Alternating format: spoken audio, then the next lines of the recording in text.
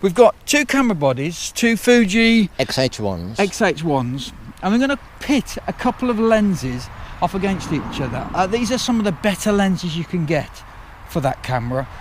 Paul, what lenses are we going to look at? We've got the Fuji 35mm 1.4 and the Zeiss Plano, the 32mm 1.8. So a 1.4 and versus a 1.8. Both very good lenses, I'm sure. But which one's better? There's only one way to find out. Let's go.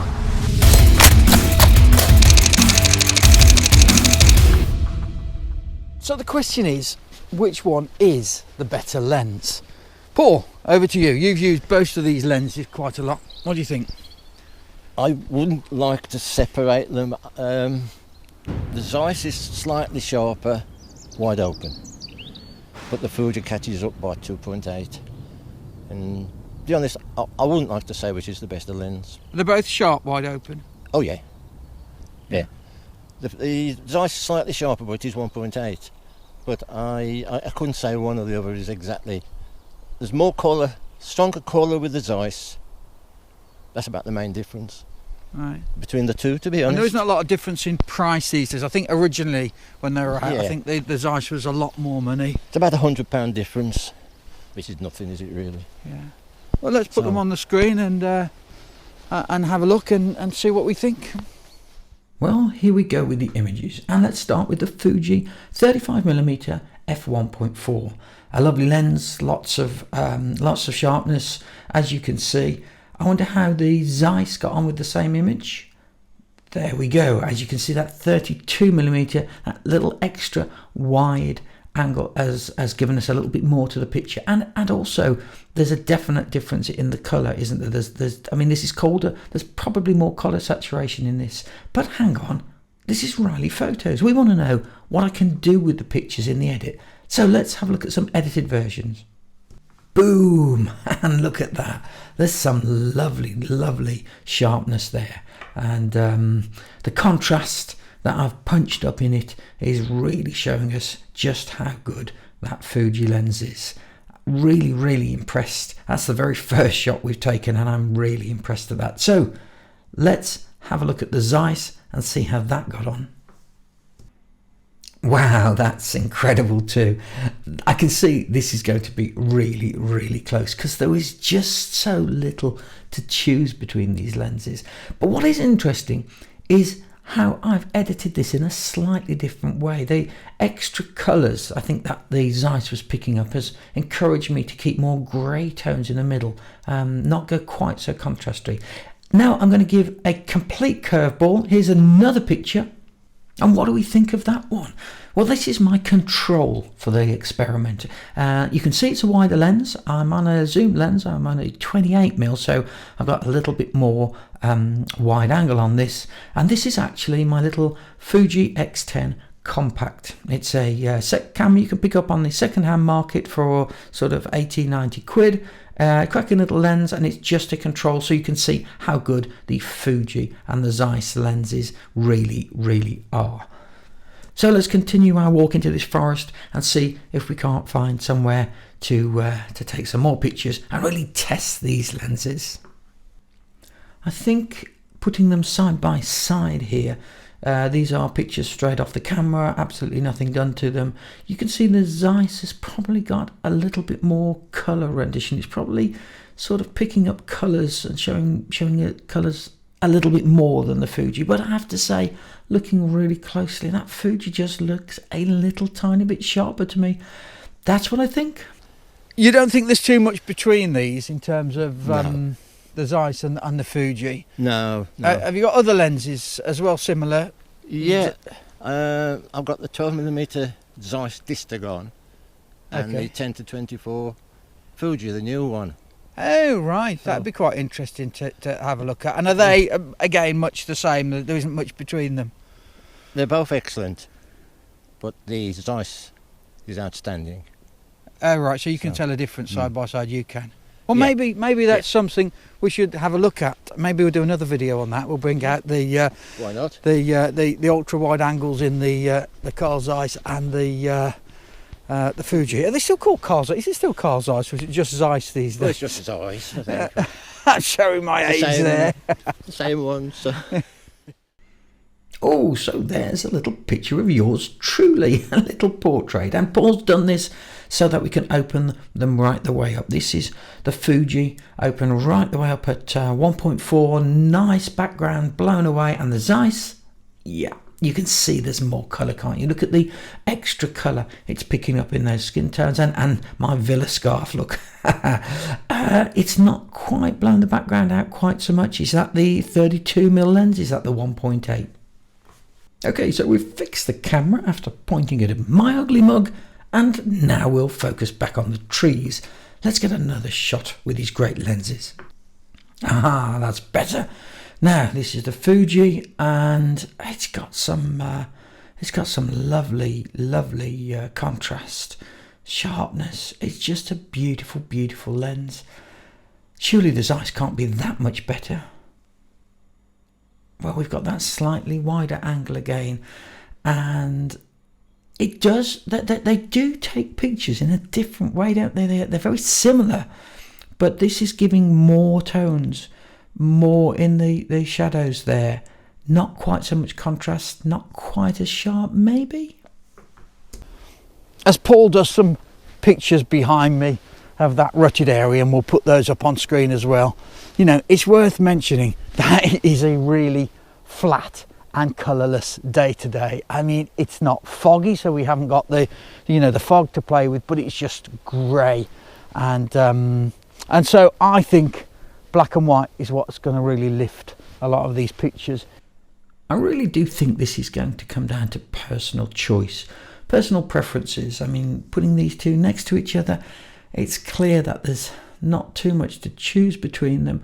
Obviously, the Zeiss has got a wider field of vision, as you can see there, but the Fuji is a little bit faster, and it's able to throw things out of focus just that little bit more.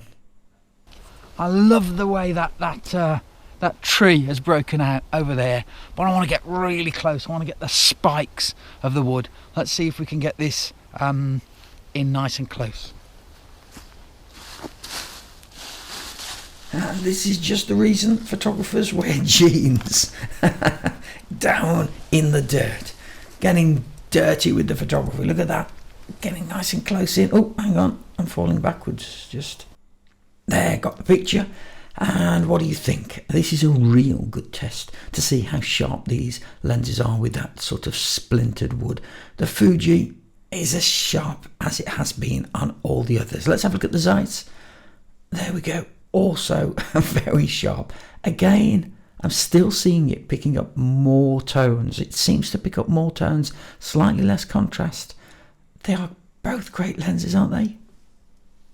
Now, as we head out of the forest, we find some pine cones on the floor, and I can't resist the opportunity for a little still life. Here they are, straight from the camera, but you know me, it's the edits I'm interested in, so here are my edits. The Fuji is sharp as a button, right the way up to the edges. Look at that. Let's have a look at the Zeiss. The Zeiss is sharp as a button, right up into the edges. But, oh, hang on a minute. It is actually super sharp around the edges, isn't it? Actually, I think that one goes to the Zeiss. It is absolutely crystal. Shooting these Fujis again, and I can't help being reminded about how much I like the quietness and the sort of dexterity and the sort of sylph-like handling of the mirrorless compared to a DSLR. You know, a DSLR is a big chunk of metal, and you've got it in your hands, and you know, you fire the shutter and there's a clonk, and it's a very positive, you know what's going on. Whereas these are the stealth, like these are the spies of the camera world, because they're so light and nimble, and then you press the shutter and it almost seems like a half press of the shutter, and there's just a little tiny whisper of a click, and that's it, the whole thing's done. The exact same picture's taken. Do you know what I'm talking about there? Yep, exactly. You know, they're really, really quiet, aren't they? Yeah, very quiet. I do a lot of pictures in churches, and nobody knows I'm taking pictures. Not like it used to be. Oh right, so in a way, street photography as well. That would work with. I mean, you know, people, you know, you're not so obvious. Yes, that's true. Yeah, they're very good for that. It's just nice to have a quiet camera. There's something very different about them. Very, very different. You know, mirrorless cameras and DSLRs. They really are chalk and cheese. I hadn't realised quite so much, having been a photographer for so many years with DSLRs. I hadn't really realised just what a difference it was, you know, handling a mirrorless. I mean, we used the Nikon Z6s, Z6 Mark IIs, Stuart and I recently, and we do think they need a grip to actually make them feel a little bit more stable, a little bit more professional. Now, Paul, you've got the grips on there. Did you ever use them without the grips? I have a body without the grip. Yeah. And which I keep the small pancake lens on, and I carry that around a lot. So. Okay, yeah, so if you're just travelling really and you need to be travelling light. Yep. Yeah. Just take that. And do you think it handles differently? Because you, by choice, you obviously bring out cameras with the grips on. Yeah. It's much better for the larger lenses naturally with the grips. If I put the large lenses on the body without, it's a bit of a handful. Right, and you were talking about that 100 to 400. Yeah, I wouldn't use that without a grip. Yeah, in fact, we were talking about whether you'd use it at all because it's so heavy nowadays. That's the problem. It's a great lens, but it is big and heavy when you get older. Or whether you had a few too many pops the night before, maybe. I don't know. You know, on a DSLR, you never really worry about your lens. I mean, the camera is so big and bulky and such a big heavy weight. You don't really ever kind of think, oh well, you know, this 200 2.8 is a big long lens, you know, because the camera's just got enough oomph about it, enough weight in it to handle just about anything. But with mirrorless, I suppose the lens weight comes into the equation a lot more. Well, it does. It does. Yeah. But with the put the grips on, and everything feels fine. If you get a mirrorless, get a grip.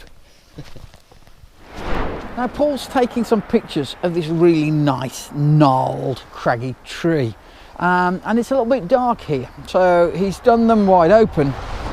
But then we've actually stopped it right the way down to f11. But that's giving us, what's it giving us? Half a second exposure. So we're looking at half a second exposures here, but the image stabilization system should kick in at this point and give us an okay picture. Does it? Well, let's have a look. Well, the image stabilization system on the Fuji has come up trumps, and we've got two cracking pictures there, wide open and at half a second exposure. But which one do you prefer? The one on the left with the extra detail, I can see more detail in the trunk of the tree, or the extra contrast on that one on the right? And can you tell which is which? Which one would you guess is the Fuji and which one the Zeiss? Well, let's have a look. There we go. Did you get it right? The Fuji was on the left. Actually, the Fuji takes this for me easily the better picture. The way it's got the tones, and interestingly, I found it to have more contrast all the way through this test. But on this one, on this particular picture, I think it has really come up trumps, and it's shown lots of detail, and more detail in the tree trunk and in the background. Maybe it's just that little extra f-stop, but I give this round to the Fuji. So here we are in a different location. We're on the canal now, and the old sunken barge that you might have seen in some of my videos is behind us. And we've come here because we had to go back out of the woodland to the car. And that's because after 40 shots, the batteries died. in the Fuji, which is a bit of a concern if you're a professional photographer. And I suspect it's because it is cold. It is trying to snow at the moment. It is quite cold, but that has really zapped all the energy pool out of the batteries, which is a bit of a concern. Have you ever known them be that sort of short? No. It's first time they've been that short. But of course, using boost mode uses all 3 batteries which are in there at the same time to up the performance. Oh, right. So to save on your batteries, I could have put it so it just used the first battery, then your second, then your third. So it uses all 3 batteries, but one at a time? It can do that. Yeah, so how many shots does it say that you get? Well, I should think 800. Right. 800 odd. Okay, so 800, significantly better than the 40 we got today by using the boost mode. So we got very, very fast access to just 40 pictures. I'm going to have to think about that one.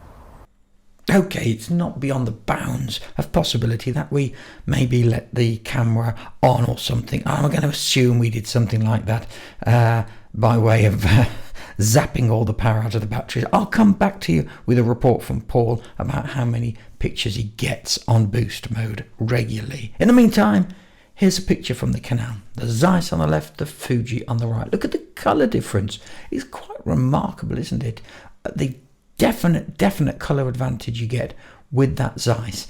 I suppose you might say, depending on what kind of photography you do, will determine which one of these lenses you'll prefer. Let's have a look at some black and white.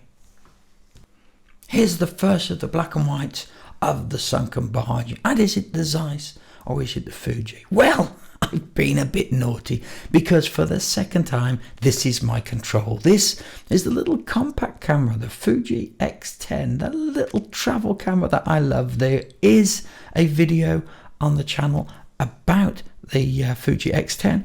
I'll put a link to that right now. But you'll see how the Zeiss and the Fuji really come into their own because they're going to make this look very plain. First of all, let's have a look at the Fuji. There we go. Look at that. Look at the detail in that. Isn't that beautiful? It's got so much in the way of tones. It's got so much depth. It's got so much sharpness. My goodness. How on earth can the Fuji perform like this? Surely the Zeiss can't be any better. The Zeiss planar can't be any better. Let's have a look.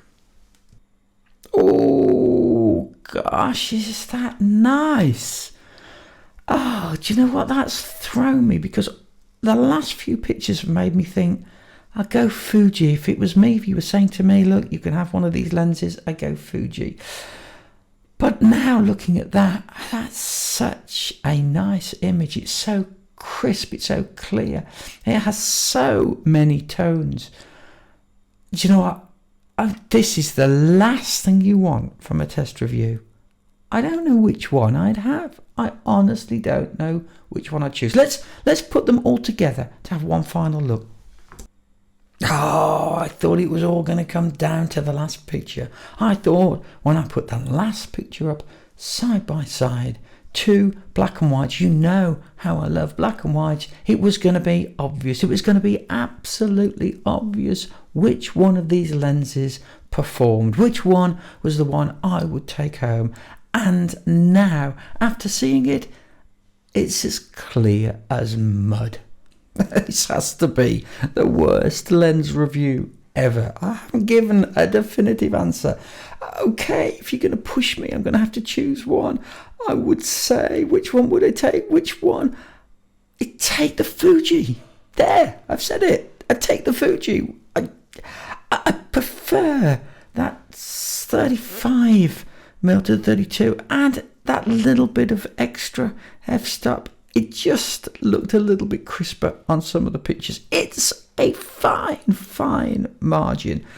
It could be either. I'd be happy with either, and I think you would be too. I think that's the bottom line. Whichever one of these lenses you happen to have or you happen to get, you'd be absolutely delighted. They are fantastic.